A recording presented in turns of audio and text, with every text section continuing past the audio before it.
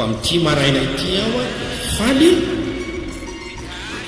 ahitarika atsika hianatra famarinana anankiray izay ampianaran'ny baiboly momba ny fitiavana olona misy teboka dimy a tsy mijerentsika amin'izay.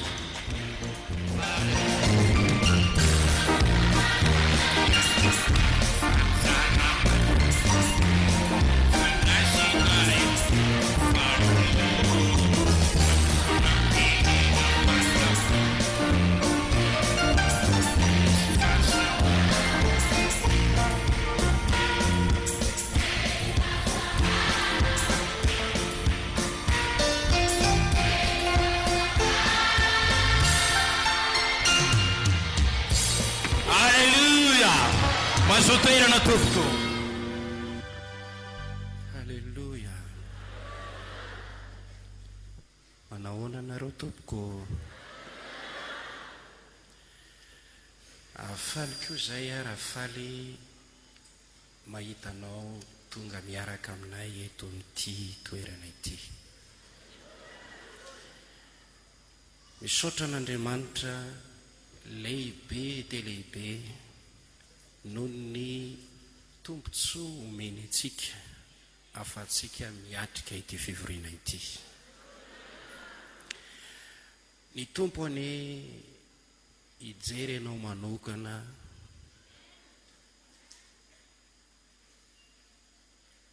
aninjitra ny tanany mpitiavany anendry ianao.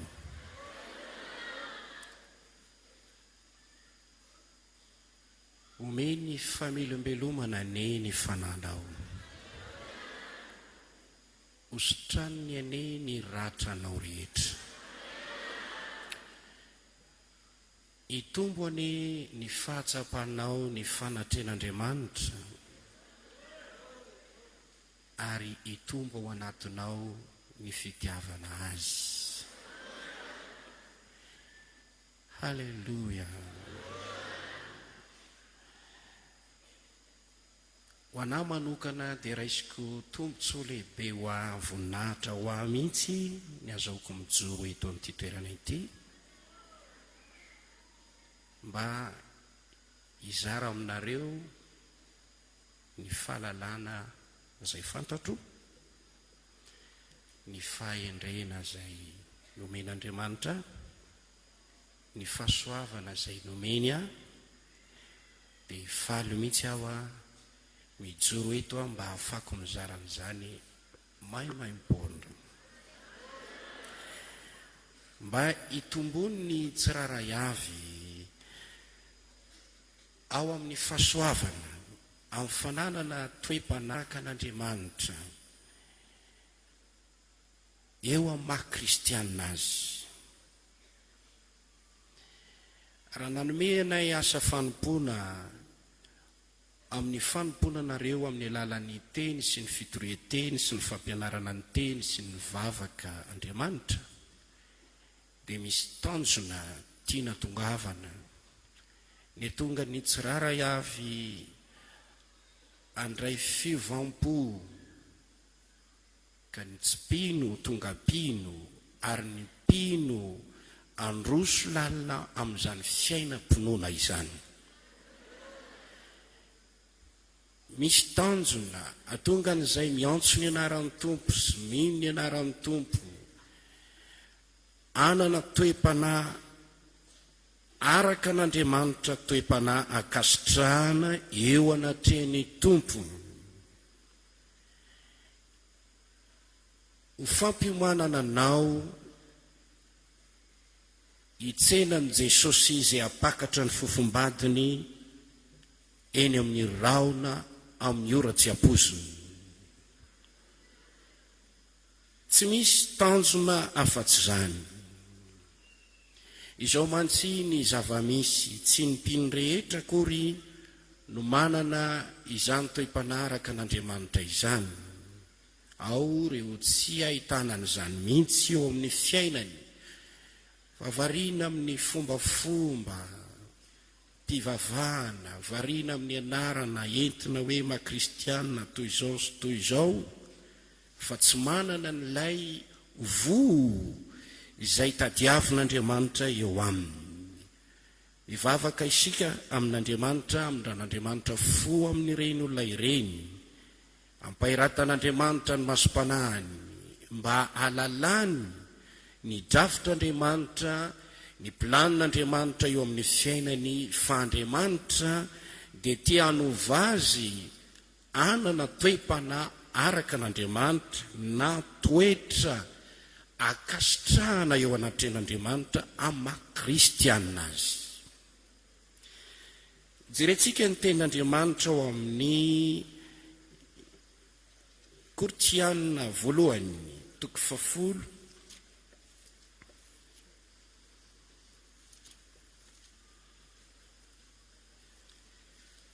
Kortiana voalohany, toko 10, ny andininy voalohany ka hatramin'ny 12.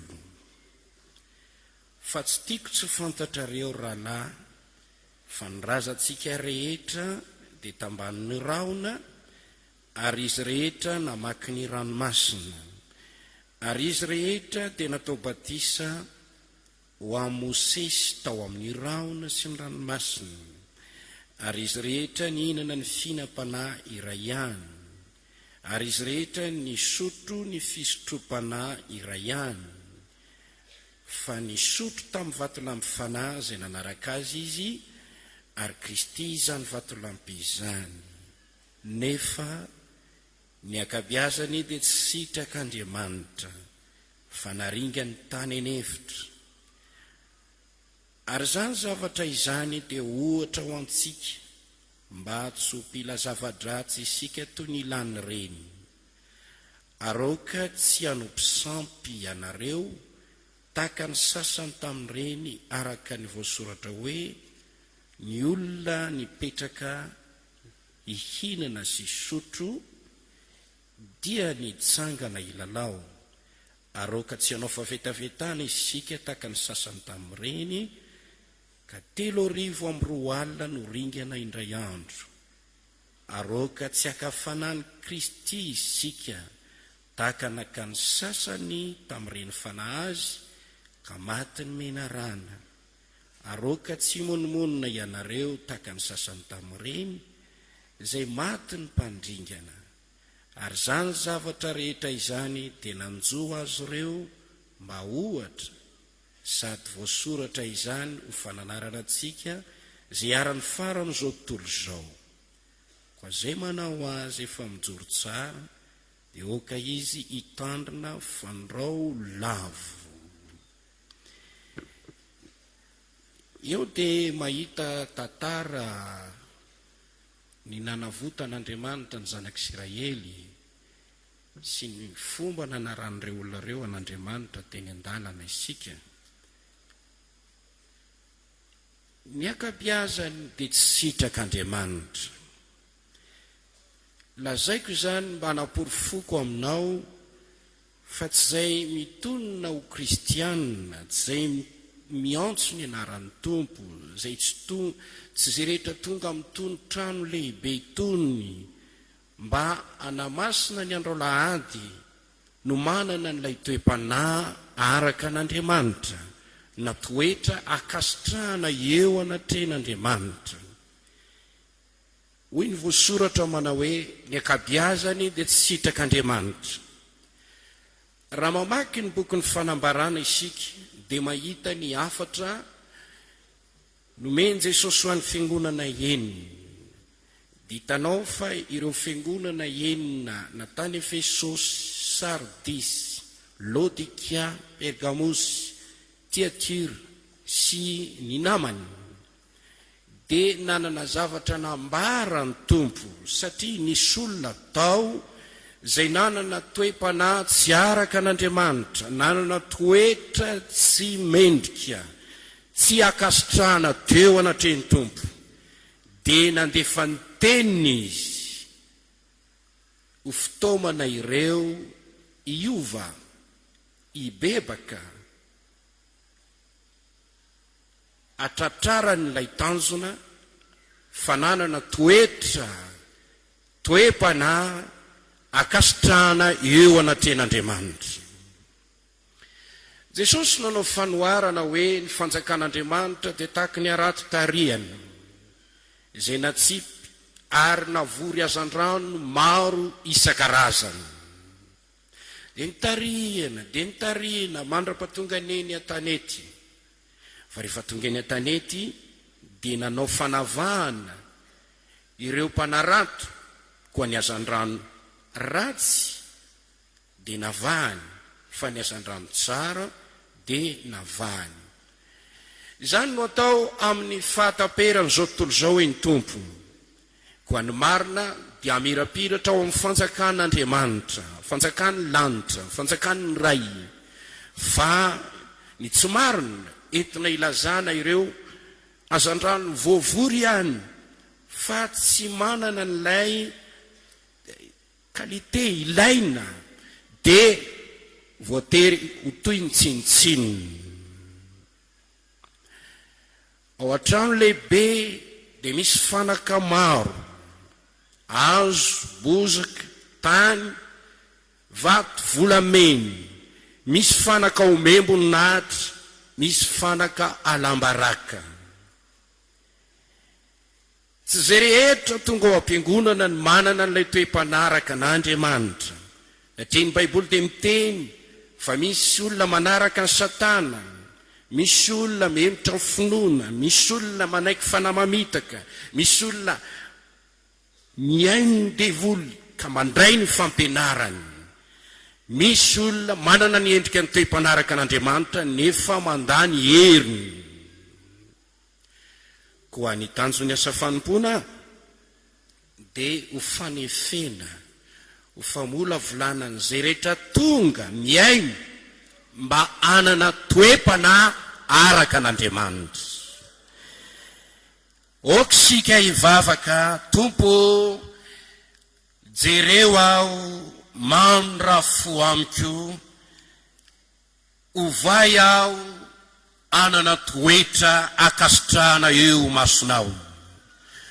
Tompo, jereo aho mandrafo amiko, ary tsay amiko ny herinao, anova anmea fandresena ny falemena rehetra, ananako toe-pana akasitrahana eo anatrehanao. Dia raha ny Tompo, isaky ny manantona n'Andriamanitra ianao, dia ataovy zava-dehibe ary asio tanjona ny tonom-bavaka ataonao. Izay no mahatonga an Jesosy miteny tamin'ilay jamba, inona moa no tianareo ataoko aminareo?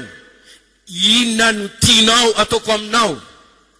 Ho an'ny olona mangetaeta, fifoazam-panahy, mandinika ny fony, dia hitombo amin'ny fananana fahatsarana ao anaty, satria mitady izay ho akasitrahany eo anatren'Andriamanitra amin'ny fiainany rehetra.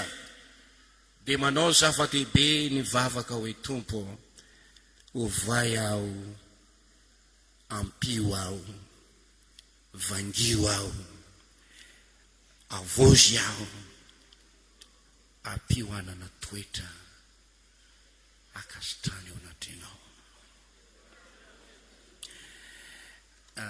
Mba manao ahoana moa ny toetranao?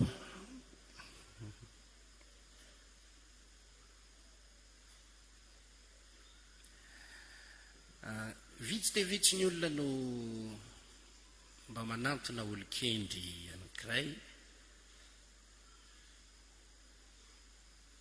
hoe rangao na ramatoa, ry mpampianatro, ry pastero, inona ny toetra mbola tokony hovako? Ny fanehoana toetra, ny tsy fombiazana amin'ny toetra dia manotoana ny ampopon'ny olona sasany. Raha misy miteny azy hoe itoetranao io mba hovao fa tena tsy mety. Fa maninona ny toetrako? Fa maninona? Mangina eo, aza mba miteniteny ahy eo. eny toetranao io ane misy tsy mety.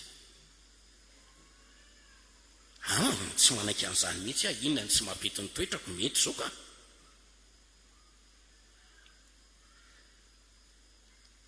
Afen'ny olona ny toetrany, kanefa tsy maintsy iseho ihany ny maizy azy. Ary na fenina tahaka ny ahoana aza io amin'ny andro fitsarana, eo anateny fitsaran'i Kristy, dia hiariary ihany ny toetran'ny olona. Ny tompo no ampiariary ny toetran'ny olona. Ary amin'izay dia andray ny valiny zavatra natao teo amin'ny tenany izy, na manahoana na manao ahoana. Jereo ane Kortiana 2:5. Ny andininy 10. Fa isika rehetra dia samy tsy maintsy iseho miariary eo amin'ny seza fitsaran'i Kristy, mba andraisan'ny olona zay zavatra natao tao amin'ny tenany, dia arak'izay nataony na tsara na ratsy. Vavaka sy fifadikanina, ingaviko ny tsiraray avy hivavaka ho an'ny tenany. Za hivavaka ho aho, ianao hivavaka ho anao, mangata amin'ny tompo mba anana toe-panaraka an'Andriamanitra. Halleluja. Ny Baiboly dia miresaka anio hoe ny toe-panahan'ireo tany mitoerana anankiray ao araka ny boky ny fanambarana dia mendrika kokoa raha mitany toe-panahan'ireo tany amin'ny toerana anankiray. Ao amin'ny Asan'ny Apôstôly misy an'izay dia moa tsy mahaliana antsika ve raha mba tafiditra ao anasan'ilay hoe mendrika kokoa isika. Jereo ao amin'ny Asan'ny Apôstôly 7:20, ny andininy 1:20. Ary reo dia mendrika kokoa nory zareo tao Tesalonika, no nandraisany teny tamin'ny zotom-po sy ny fakingana rehetra, sy nandininy ny soratra masina isanandro, na izany tokoa na tsy. Ny toe-panany dia mendrika kokoa, hoy ny dika teny protestanta. Ko amin'ity maraina ity aho dia faly hitarika atsika hianatra famarinana anankiray izay ampianaran'ny Baiboly momba ny fitiavana olona. Misy teboka 5 izay ho jerentsika amin'izany. Voalohany, ny fitiavana olona, inona no lazain'ny Baiboly amin'izany?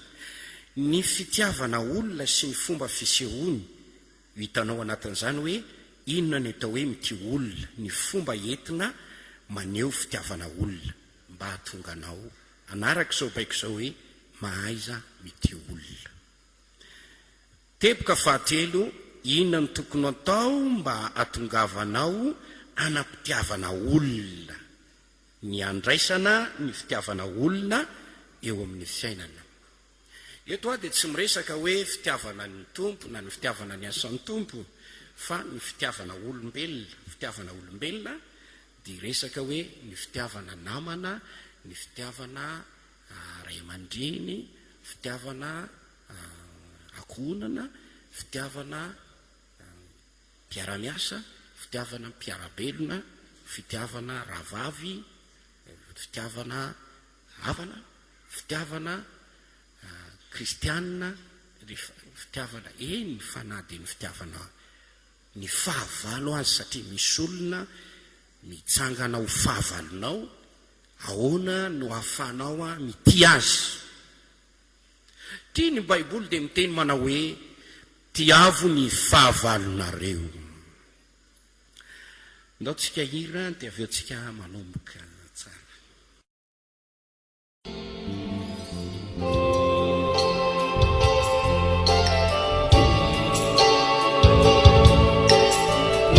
Ni fa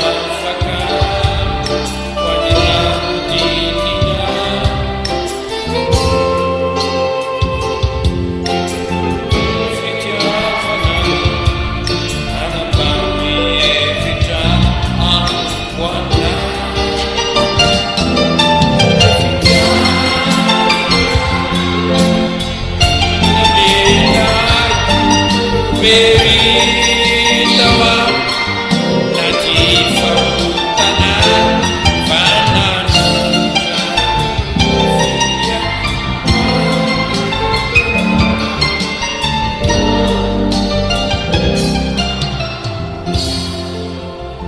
ary aho tsy manana fitiavana ny rahalahy na dia samy kristianina, tsy manana fitiavana ny mpanompon'Andriamanitra na dia samy mpitory filazantsara azy.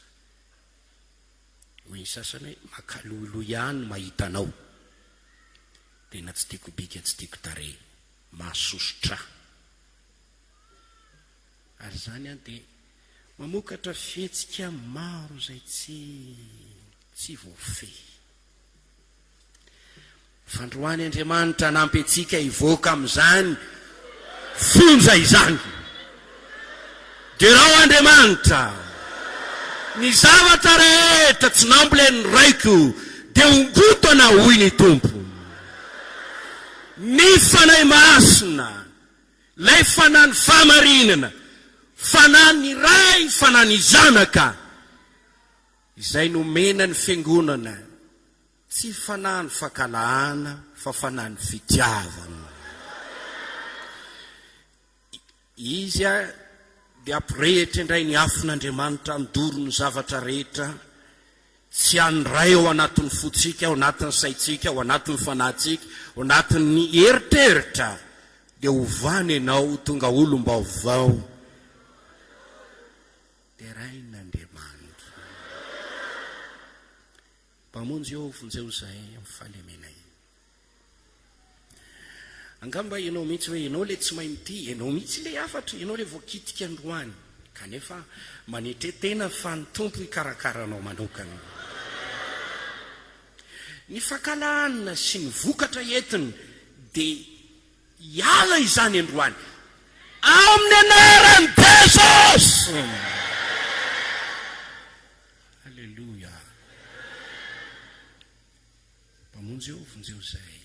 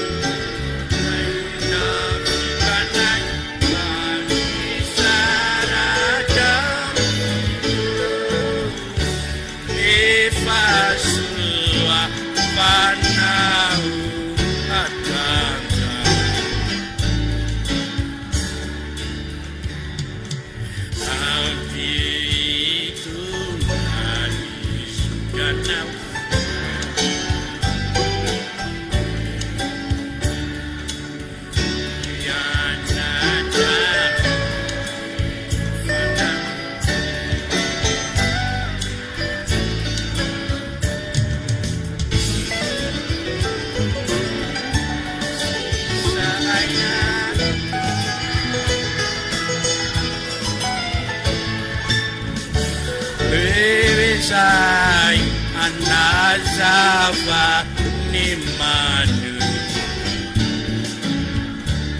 overitsika indray mandeha raha sitrakao tarian'Andriamanitra hivavaka ianao ake mivavaha natin'izany iray izany. Ienao hoan'Kristianay mivaka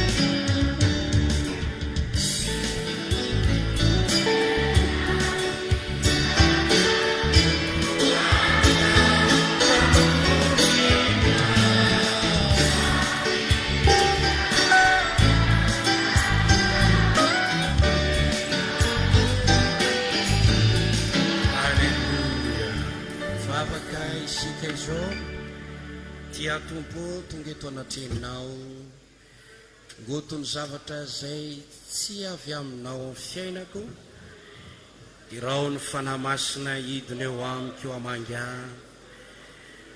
ovay aho tompo ampio aho anana toetra mendrika ho anao toe-panahaka asitrana eo anatrenao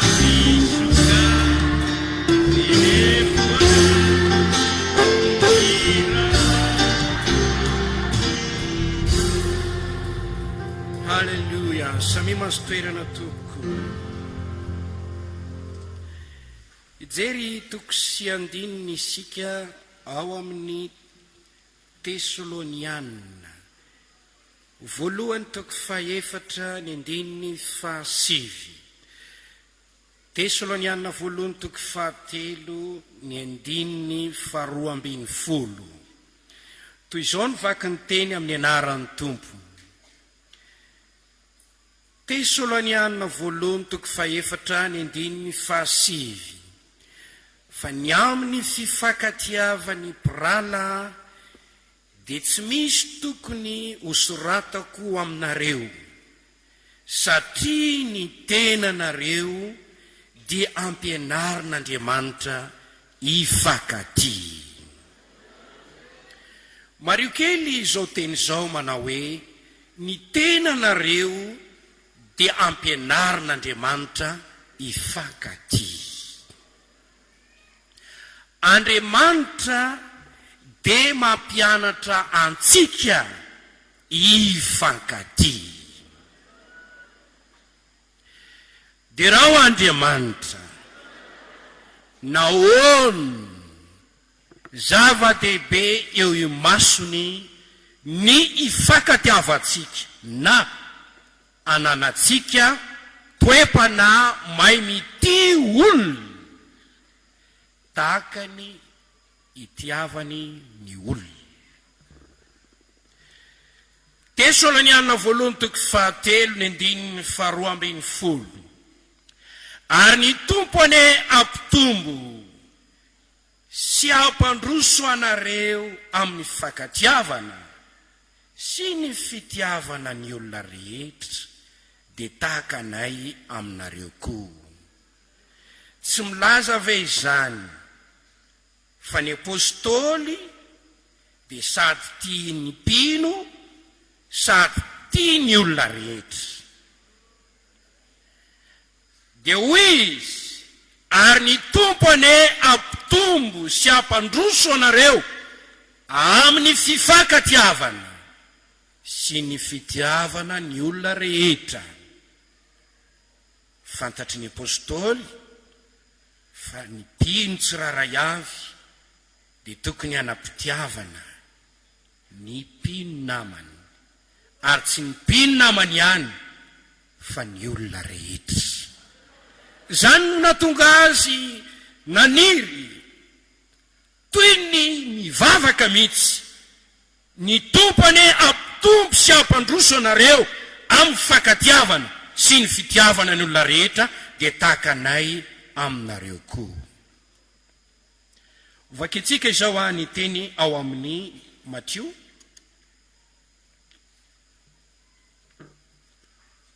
toko 12.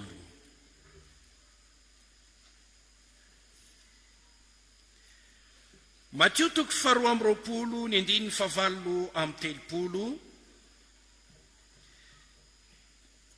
Mety raha vakitsika manomboka amin'ny 9:7 ka hatramin'ny 9.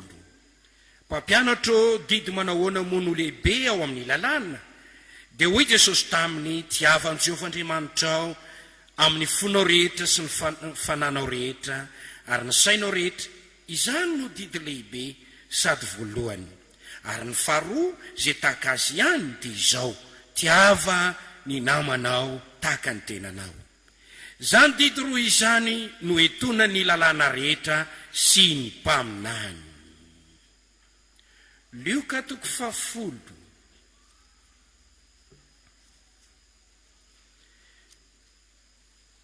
Luka toko 10 ny 9:20 ka hatramin'ny 7:20. Ary hoy izy taminy: inona no voasoratra amin'ny lalàna? Manahoana ny famakinao azy? Ary namaly izy ka nanao hoe: tiavan'i Jehovah Andriamanitra ao amin'ny fonao rehetra sy ny fananao rehetra sy ny herinao rehetra ary ny sainao rehetra, ary tiavany namanao tahaka ny tenanao. Ary hoy Jesosy: marina ny avalinao, atao izany dia ho velona ianao. Fianarana momba ny hoe fitiavana olona. Teboka voalohany ny fitiavana olona izay nilazain'ny Baiboly mikasika izany: ny mahazava-dehibe ny fananana an'izany eo amin'ny fiainana. Voalohany, Andriamanitra dia fitiavana, ka zay rehetra tia no mahalala an'Andriamanitra, zay rehetra tia no mitoetra ao amin'Andriamanitra. Araka ny voasoratra ao amin'ny Jaolina voalohany toko 4 ny 2:12 ny 2:20. Faharoa, nodidin'Andriamanitra ny ho tia olona isika. Ny antony didin'Andriamanitra dia fitiavana.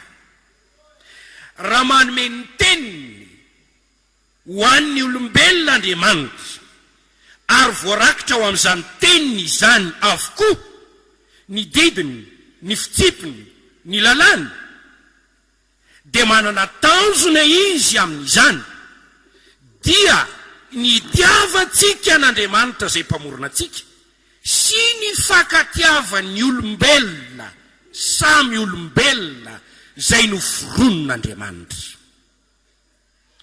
Tsy tao an-tsain'Andriamanitra mihitsy no ampiso olombelona marobe eto ambonin'ny tany ka ankala azy na ankala ny olombelona namany. Fa namorona ny olombelona izy ary nampiso ny olombelona izy, nanamaro isan'ny olombelona izy, dia ny atonga ny olombelona itia an'ilay Andriamanitra mpamorona azy sy ifankatiavany samy olombelona. Zay ny tao an-tsain'Andriamanitra mpamorona, zay ny tao am-pony. Ary teny ny Baiboly, Andriamanitra namorona ny olona tahaka ny endriny, dia toy ny miteny hoe namorona ny olombelona izy mba hanana toe-panahy mitovy amin'ny toe-panahiny. dia rao Andriamanitra, maro ny olona malala fa Andriamanitra dia fitiavana, Jesosy dia fitiavana, fanamasina dia fitiavana. Ary namorona ny olombelona tahaka ny endriny izy, dia namorona ny olombelona hanam-pitiavana tahaka ilay fitiavana izay nitiavan'Andriamanitra azy. Izany no mahatonga ny tenin'Andriamanitra miteny hoe zao no didy lehibe, zao no didy voalohany, zao no didy etonan'izy rehetra. Tiavan'i Jehovahandriamanitra ao amin'ny fonao rehetra, amin'ny sainao rehetra, amin'ny herinao rehetra, amin'ny fananao rehetra, faharoa zay tahaka azy ihany, tiavany namanao tahaka ny tenanao. Zany no entonany izy rehetra, zanak'izany didy zany avokoa, ny didy maro samihafa, fa didy fototra, didy mifeny rehetra, dia didy mpitiavana. Mandidy ianao, mandidy ahy, ity an'Andriamanitra ary ity ny olombelona namantsika ihany koa. Hitanao zany araky ny voasoratra ao Matthieu 2:20 izay nivakitsika teo, Luka 2:10 izay nivakitsika teo, Matthieu 2:10 ka hatramin'ny 9:7, Luka 2:1, 9:7, 9:8, Petera voalohany 2:2, Efesiana 2:10, 9:8, Kolosiana 2:3, 9:9, Timoty voalohany 2:9. Reo tenireo raha vakinao dia afatsika manao tsokany hoe tiavany namanao, tiavany vadinao, tiavany ray aman-dreninao, tiavany zanakao. Hoy ny soratra masina, raha misy olona tsy mamelona ny azy, lehilahy anankiray, vehivavy anankiray manana ankonana, raha misy olona tsy mamelona ny azy dia ratsy lavitra noho ny tsy mino. Io andinin'io dia mampianatra lay ankonana hifankaty. Tiava ny rahalanao, tiava ny havanao, tiava ny olona rehetra. Eny Jesosy aza dia nampianatra manao hoe tiavo ny fahavalonareo, oka anareo anisy soa zay mankala anareo, isotra zay manentsika anareo, isotra zay manao tsinitsina anareo, ivavaka ho an'izay manentsika anareo na zay manozona anareo azy.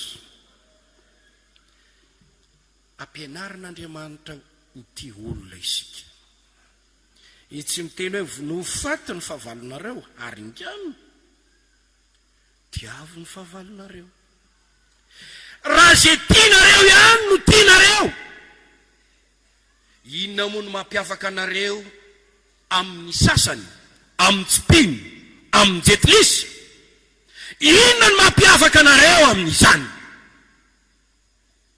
Raha zay arabainareo ihany ny arabainareo, satria mahafinaritra anareo iny, tianareo iny. Inona ny mampihoatra anareo amin'ny sasany? Ianareo dia olona tokony hiavaka, satria mpianatro ny tompo, olona tokony hiavaka satria ondron'Andriamanitra, olona tokony hiavaka satria fanasiny tany sy fahazavany zao tontolo izao. Ka raha ny fanasina mitovy tsiro amin'ny tsy fanasina, dia inona moa zany? Raha ny mazava no mamoaka aizina tahaka ny ao amin'ny maizina, inona moa ny fahasamihafana?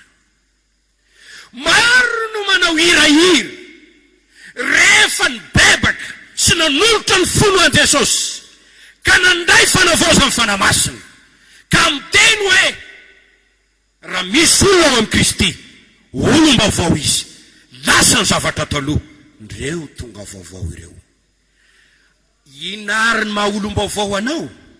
inona ny mampihoatra anao raha mbola manana fahakalahana ihany ao anatinao ianao ka tsy marina amin'ilay teny hoe tiavany fahavalonareo. Nasain'Andriamanitra ity olona isika.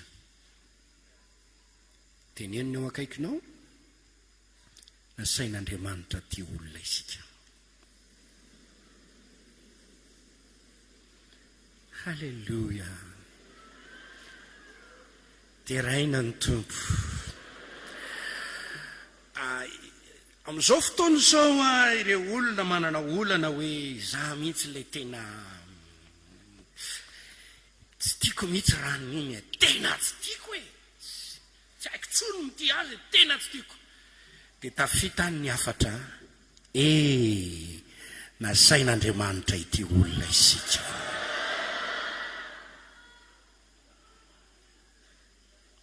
Dia rao Andriamanitra fahatelo, nasain'Andriamanitra hifankaty isika samy isika, samy kristianina, samy mpino, samy manaraka an' Jesosy.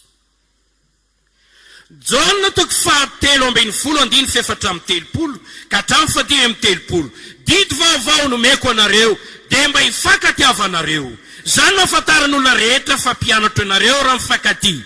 Jaona 3:12-2. Zao ny didiko ny hifankatiavanareo. Tesalonianina 1:4-7 sika ampianarin'Andriamanitra hifankaty. Jaona 1:7-2 tsy maintsy mifankaty isika. Nasain'Andriamanitra mifankaty isika. Raha misy rahalahy miady amin'ny rahalahy ankehitriny, iray sosotra amin'ny anankiray, iray sosotra amin'ny anankiray, iray manomana valifaty amin'ny potena ny anankiray, iray manomana valifaty amin'ny potena ny anankiray, dia hoia hoe stop, antanio ny tenan'Andriamanitra. Nasain'Andriamanitra hifankaty ianareo. Halleluja. Zany mahatonga ny tenan'Andriamanitra milaza manao hoe kilema eo aminareo ny anananareo ady amin'ny namanareo. Tsy mety raha miady ny mpanompo ny tompo. Voninahitra ho an'ny olona manalavitry ny ady. Andriamanitra ny antso atsika ho amin'ny fihavanana. Ary eo ampiandrasana an' Jesosy dia tokony tsy hanatsina ho ampondro amin'ny fihavanana isika. Sambatra mipampihavana fa izy natao hoe zanak'Andriamanitra. Zao fahotana izao no alan'Andriamanitra sy tsy tia ny fanahiny, zay mamafy ady amin'ny rahalahiny. Ary mamorona sain-dratsy entina melezana ny rahalahiny. Koa raha misy eto na iza toerana misy azy ato am-piangonana, ny fitiavana olona dia toe-panahy tokony anananao. Ary ianao dia asain'Andriamanitra ity olona.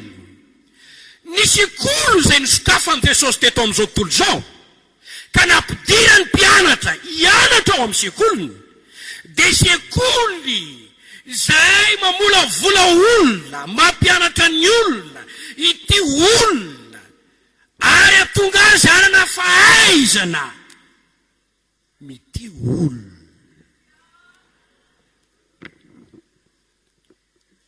Diplôma tokony anananao ry kristiana raha mieritreritra ny tenanao mpianatry ny tompo ianao, dia ianao mahay mity olona.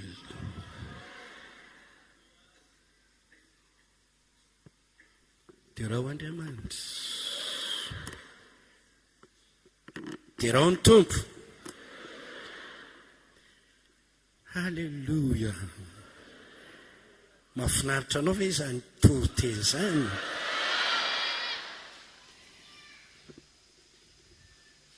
Alleluia.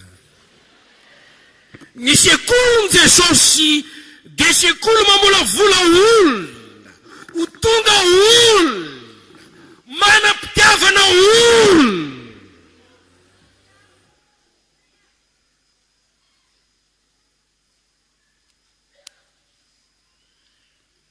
Maninona moa Jesosy nanorina fiangonana?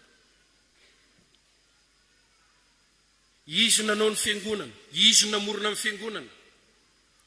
Ary ny fiangonana dia azy, ny olona ao anatin'ny fiangonana dia vahoakany, atao hoe kristianina, mpianatro ny tompo. Satria izy nanova olona hiala ao amin'ny toetra majetilisa, ho ao amin'ny toe-panaraka an'Andriamanitra. Ary ny olona ao amin'ny fiangonana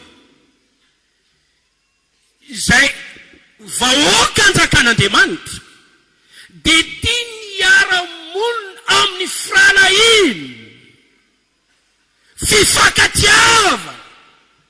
Zay mahatonga amin'ny Baiboly miteny manao hoe aza vela izy tsy voaloha na amin'inona na amin'inona, afa-tsy ny fankatiavana ihany. Io ihany nanao itoetra.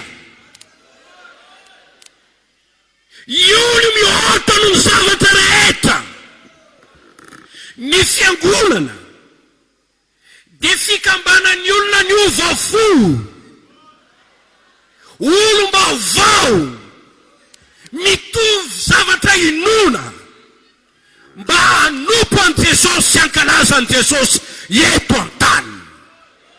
Raha ao amin'ny fiangonana izay atao hoe fiangonan'Andriamanitra no tsy misy fifankatiavana dia mamenatra.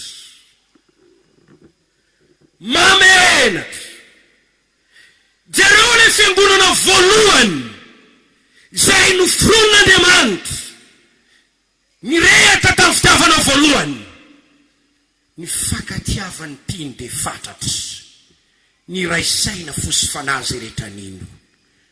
Tolimbonany avokoa ny zavatra nananany, ary tsy nisy nanana ny tsy ampy teo aminy. Zany nahafahany izy ireo nantanteraka asa ngeza be, naharitra tamin'ny fiombonana, satria tao ny fankatiavana. Ralasy anabavy, olona ao amin'ny fiangonana, mambra ao amin'ny fiangonana, milaza fa tia ny fiangonana. Andriamanitra dia niantso anao hiaraka amin'ny hafa, ary nampiray anao amin'ny hafa ato amin'ity fiangonana ity, mba aizanao amin'ity ny hafa, ary atonga ny hafa ity anao. Dia raha Andriamanitra ny amin'izany, zany ny tenenana hoe nasian'Andriamanitra ity olona isika, ary le olona izay nataon'Andriamanitra tany am-pendohany dia olona manam-pitiavana. Fa ny devoly, ny fahotana, ny manam-potika, zany fifankatiavana madio avy amin'Andriamanitra tokony hisy ao amin'ny mpilala piraitapo. Raha ny ady Adama mivady, ny ady mivady, dia noho ny fisiany falovana na tonga amin'izany. Satria ny anankiray ny haino ny demoni, ny anankiray koa ny haino ny demoni. Satria efa nanaraka ny demoni, izy mivady fa tsy nakatony ny tenin'Andriamanitra, dia potika ilay toe-panaraka an'Andriamanitra atao aminy. Ka raha izy mivady aza dia mifanilitsilika sy mifanebatebaka teo, io nampinanao, ianao natonga an'izao, ianao natonga an'izao, dia fifandirana. Ary nitoy izany fa rehefa nidirany demoni ikaina, dia lasa nankahala ny Abela, ka nialona azy, ka namely azy ambadika, ka nanao izay namongorana azy tsy ho velona teto an-tany, ka nefa piraitapo.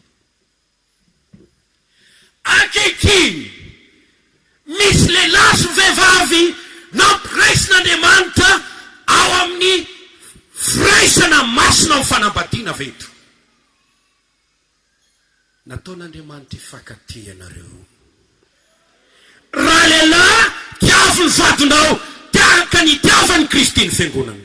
Raha vehivavy tiavo ny vadinao, tahaka ny tiavanao ny tenanao. Ary misy olona natambatr'Andriamanitra ho fianakaviana ray veto, tiavy ny mpiray-tampo aminao. Dia rao Andriamanitra ny amin'izany, angamba no ny anton-javatra maro dia potika ny fitiavanao ny havanao. Satria hoe jereo tsara fa lasa tsy tiany rahalahy ny Josepha, le mpanao tato-bolana amin'ny fatosorany mifahazazany, tia mitantara nofy tamin'ny rainy, dia nilaza nofy toy ny hoe ny rahalahy koka aminy.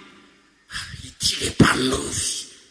Ary ao rahalany Josepha ireo izay sokony mpiray tampo taminy dia navandoza taminy. Ary dia hitatsika ny fiafarany fa namidiny zareo Josepha, ary dia nitoy ny tantara dia fantatrao tsara fa kalahany mpiray tampo. Misy mpino ve mankahalany mpiray tampo aminy? Mila mofy ianao. Androany amavavolombelon'ny Kristy ianao, dia avy ireo mpiray tampo aminao. Paul rehefa novonjena Andriamanitra dia tonga ty ny mpiralany, niriko aza ho voaosona ny tenako afaka tamin'ny Kristy mba monjena reo avako rahalahako mpiray firenena amiko. Fitiavana izany. Dia rao Andriamanitra ny amin'izany zavatra zany. Aza miambo ho kristiana miova fo marina, aza miambo tena kristiana marina, aza miambo tena mpanompon'Andriamanitra marina, raha very tsy ao aminao ny fitiavana olona.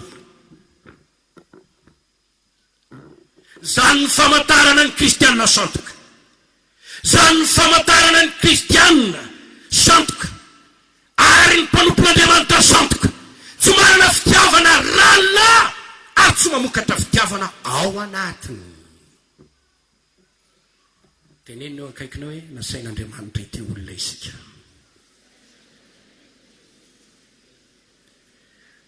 Halleluja.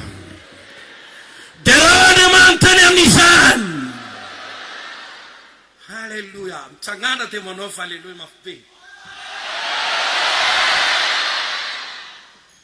Sotra tompoko.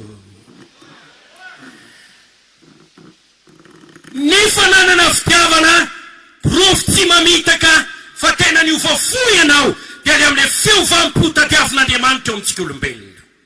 Nahoana moa ny tian'Andriamanitra raha tsy mivoafo tahaka ny zazakely le hoe ateraky ny fanahy. Andriamanitra fanahy, Andriamanitra dia fitiavana, dikan'izany ateraky ny fitiavana, atokony ho fitiavana, manam-pitiavana ianao. Zay mahatonga ny ten'Andriamanitra zay rehetra tino nateraka Andriamanitra. Dia rao Andriamanitra amin'izany lazainy Baiboly fa zay rehetra tsy manam-pitiavana dia ao amin'ny maizina, ao amin'ny fahafatesana. Inona moa ny fivampo amin'izany? Tsisy fivampo raha mbola ao amin'ny maizina ianao, tsisy fivampo raha ao amin'ny fahafatesana ianao. Raha ny fankalahananao anatinao, ao amin'ny fahafatesana ianao azafady.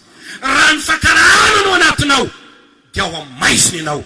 Zany voasoratra ao amin'ny Jaona voalohany toko 7 andiny 7 sy ny 5 Jaona voalohany toko 2 andiny 7 ka hatramin'ny 1 Jaona voalohany toko 4 andiny 7. Ny fitiavana olona dia voalombokatry ny fanahy masina tokony ho hita eo amin'ireo izay nandray ny fanahy masina sy milaza fa manana ny osotry ny fanahy masina sy milaza fa manana ny fanahy masina mitarika azy. Tokony ho ao foana ny voalombokatry ny fanahy. Na inona telona zay ny fanahy masina, na inona fisehoany fanahy masina, na inona hetsika atao amin'ny fanahy masina. Izy atany atany dia mampiariaro ny vokatra entiny dia ny fitiavana. Halleluja. Dia rao Andriamanitra ny amin'izany. Galatiana toko 5 andiny 2 Timoty 2 toko 1 andiny 7 Romana toko 5 andiny 5. Ny fitiavana olona rere olona dia isan'ny toe-mpanaraka an'Andriamanitra. Petera 2:7. Ny fitiavana olona dia isan'ny fiadiana ara-panahy atao hoe fiarovan-tatra. Araka ny voasoratra amin'ny Tesaloniana 1:5-9. Zay mahatonga ny tenin'Andriamanitra hoe reseho amin'ny soa ny ratsy. Raha tsy ao ny fitiavana tsy vitanao zany. Halleluja! Ny fanomezam-pahasoavana na inona na inona dia tsy tokony hisaraka amin'ny fitiavana.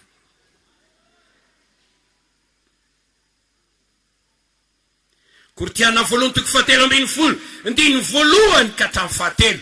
Ivereny indray ny 9:1-7.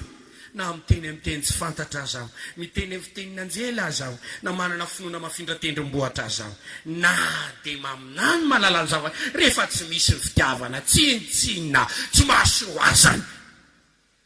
Ny fanomezam-pahasoavana dia tsy tokony hisaraka amin'ny fitiavana. Raha ianao le olona manan-karena ny fanomezam-pahasoavana, dia ianao le olona tokony be fitiavana indrindra. Aza mamita teny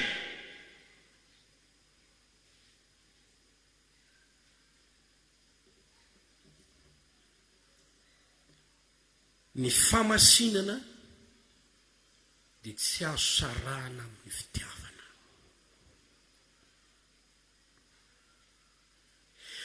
Lainga ny filazana ny hoe misy famasinana raha tsy ao ny fitiavana.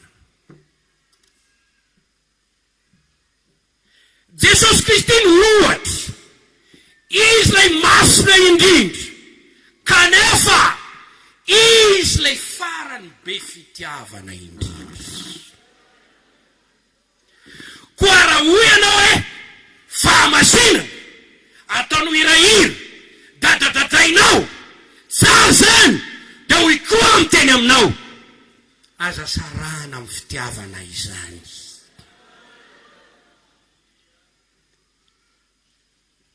Zay masina okana mpitiavana. Zay masina oka tsisy lolo-po. Zay masina oka tsisy fankalahana. Zay masina oka tsisy fahasorana sy fangidiny na fatezerana mioditra. Zay masina oka atofo. Zay masina oka feny fangorapo. Zay masina oka feny fiantana. Zay masina oka hitana famarinana. Zay masina oka mpamindra fosy mpamela heloka koa.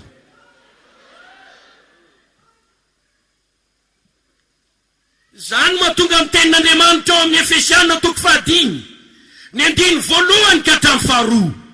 Oka nahaka an'Andriamanitra ianareo, tahaka ny zanaka malala, mandehana amin'ny fitiavana toy ny tiavan'ny Kristy antsika, dia nanolorany tenany ho antsika ho fanatitra ho sorona ho an'Andriamanitra ho anitra-kasitrahana. Dia tsara zany raha lasiana bavy, jereo ilainy ianao manana an'io fitiavana io. Tsy mahazo mandeha rery ny famasinana, tsy maintsy miaraka amin'ny fitiavana.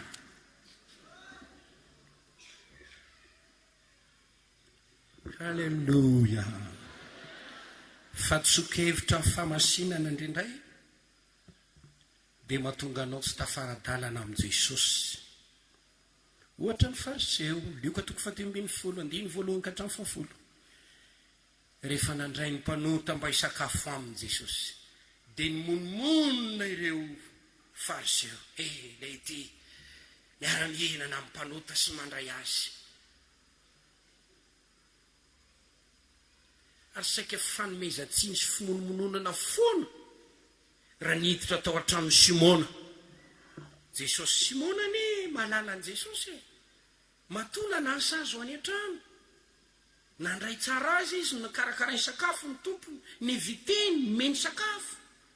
Tao amin'ny fotoana iny dia tonga le vehivavy janga niditra, dia nikohaka teo amin'ny Jesosy ny ranomasina nakotsa ny tongotra Jesosy. Hoy Simona le malala an' Jesosy. Raha mpaminany io lehilahy io dia malala fa vehivavy mpanota io.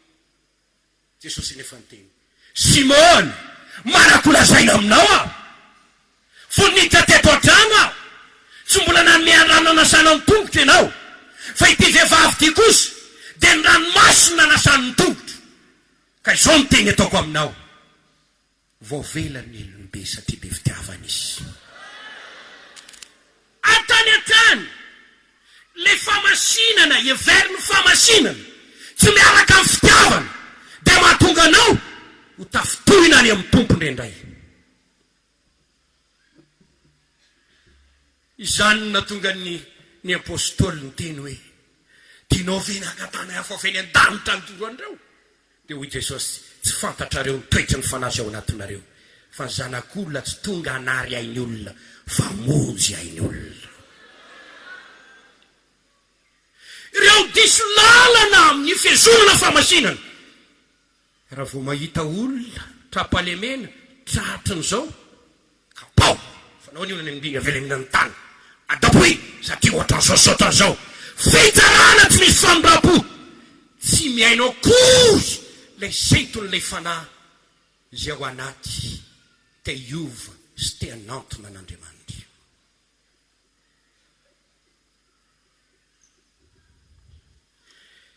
tsara ny masina fampiarao fitiavana mba tsy anankilema izany dia raha Andriamanitra ny amin'izay Jesosy fitiavana masina dia ny teny izay manantona tsy mba ho lavoko mihitsy ny atrano tany an-trano Zakaiosy nanao izay fomba amonjena azy tsy nanilika ny vehivavy janga izay nibebaka tsy mba nanatanteraka ny fandrininy fariseo zay itorabato ilay vehivavy azon'olo tanana ijangajanga mba ho faty miaraka amin'izay io fa mitady fomba amonjena ary zay le fitiavana tokony ananany mpino rehetra tsara ianao miaina ny fahadiovana miaina ny famasinam-piainana fa oako be fitiavana ianao anana vesatra hitady fomba amonjena ny hafa